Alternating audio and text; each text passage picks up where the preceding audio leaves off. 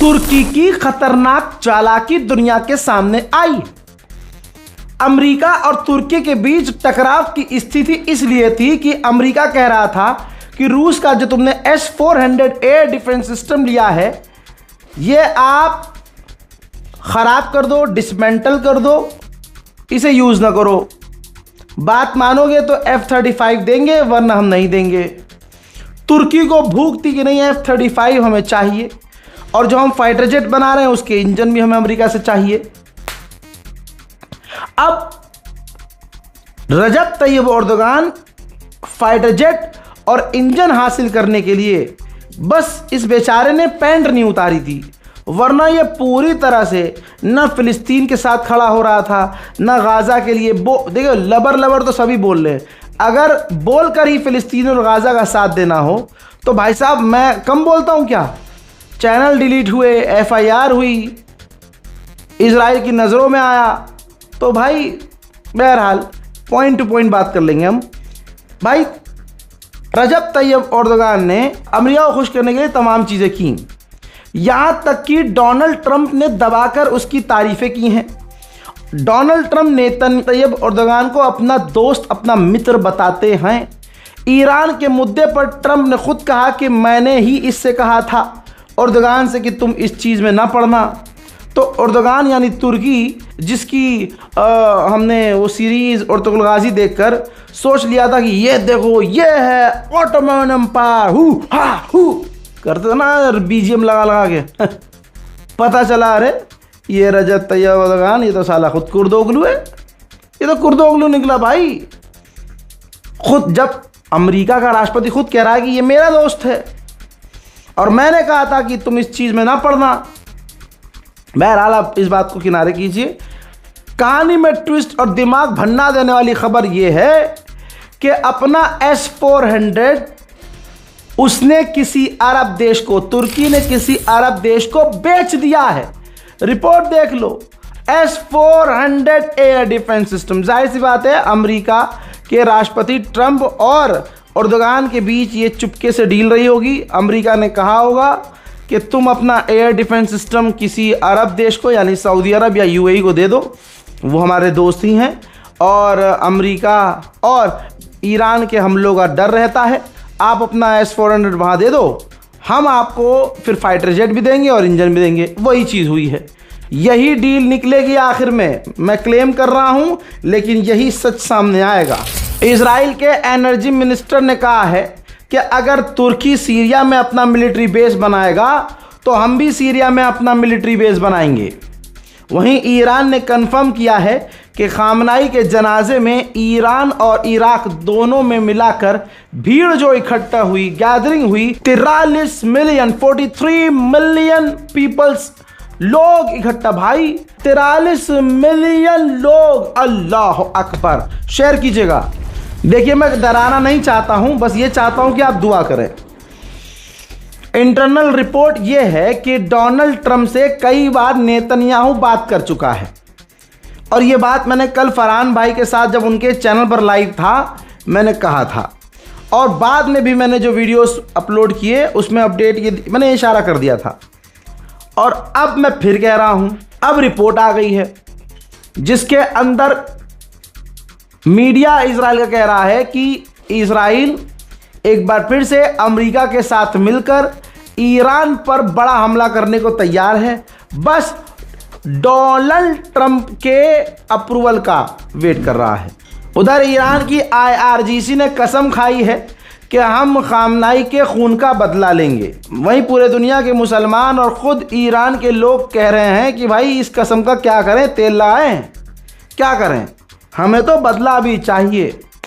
Iran की आवाम तो कह रही है भाई डील ही क्यों कर रहे हो शैतान से, अपने ही कातिलों से डील कर रहे हो, ऐसे कैसे। तो ईरान में ये चीज़ है, आपको वहाँ जो बैठकर जो बेचारे मजबूरी है उनकी नहीं बोल सकते हैं कुछ चीज़ें, तो वो नहीं बताएंगे, लेकिन अंदर ये है ईरान की आवाम बहुत गुस्से में है और वो अपनी गवर्नमेंट से इसलिए और नाराज़ है कि भैया डील क्यों कर रहे हो। हजरात, हर मोड़ पर देखिए इस जंग में ईरान और अमेरिका इजराइल की जंग में भारत का कोई रोल नहीं था, तो ना भारत इन्वॉल्व हुआ, ना भारत पर कोई बात आई, न भारत पर कोई सवाल उठा। वो अलग सवाल था कि भाई सरकार खामनाई की शहादत का जो है दुख व्यक्त क्यों नहीं कर रही है, ऐसा है वैसा है।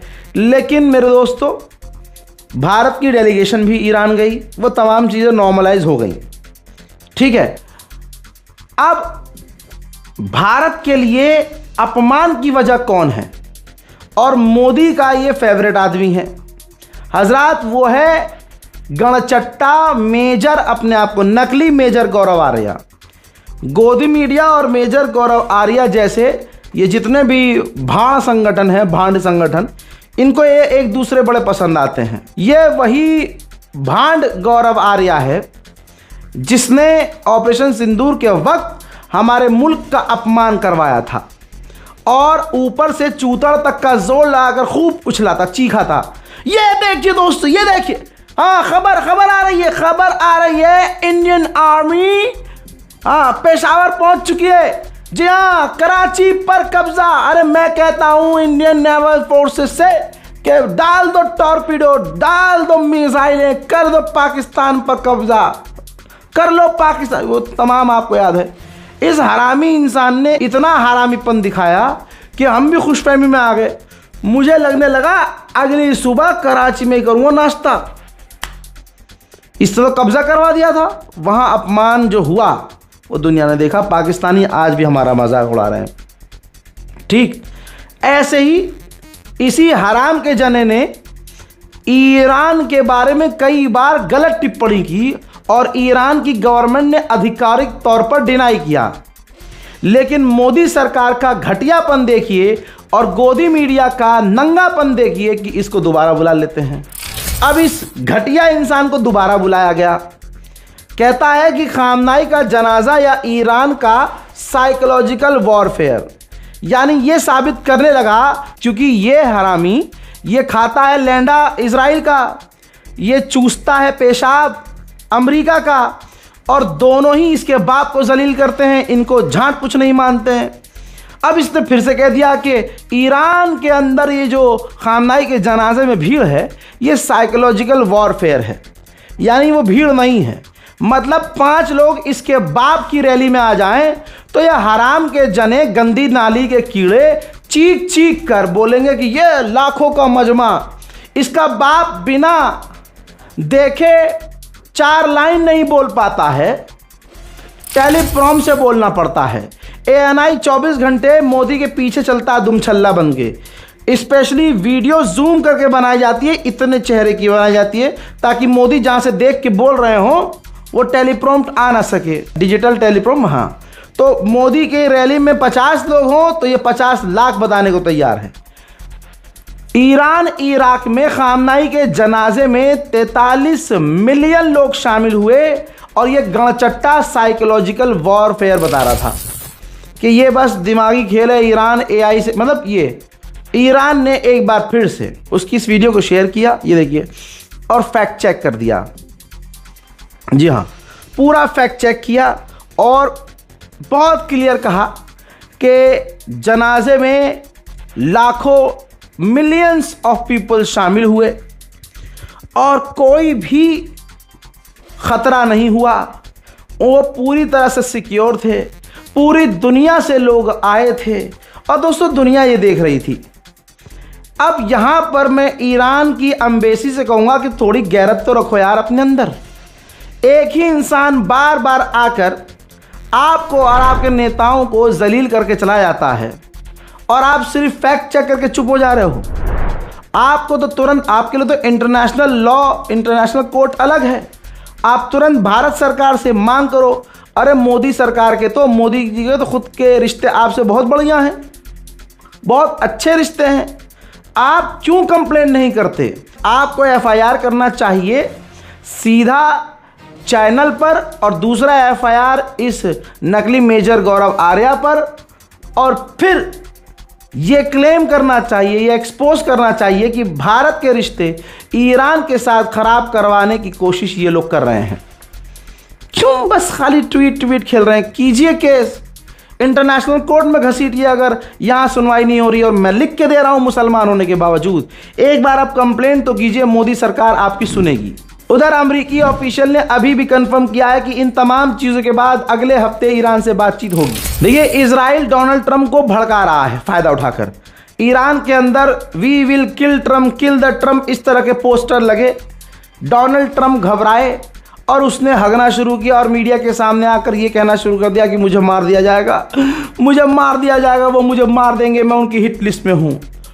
अब नेतन्याहू ने देखा ये मौका अच्छा है, तो नेतन्याहू ने डोनाल्ड ट्रंप से बात की और उसको कहा कि ये लोग आपको मारने का प्लान कर देंगे, आपको मार देंगे, ताकि डोनाल्ड ट्रंप घबरा जाए और नेतन्याहू की बात सुनने के बाद ईरान पर हमला कर दे। अब बात यह है कि इजराइल ने भी ऑफिशियली अमेरिकी सरकार को ये चीज़ें बताई। रिपोर्ट ये कह रही है कि अमेरिका की इंटेलिजेंस ने नेतन्याहू के द्वारा और इजराइल की इंटेलिजेंस के द्वारा बताई गई इस बात को कि जी डोनाल्ड ट्रंप को मार देंगे ईरानी, इस बात को सीरियस नहीं लिया। अमेरिका की इंटेलिजेंस ने घास ही नहीं डाला इस बात को।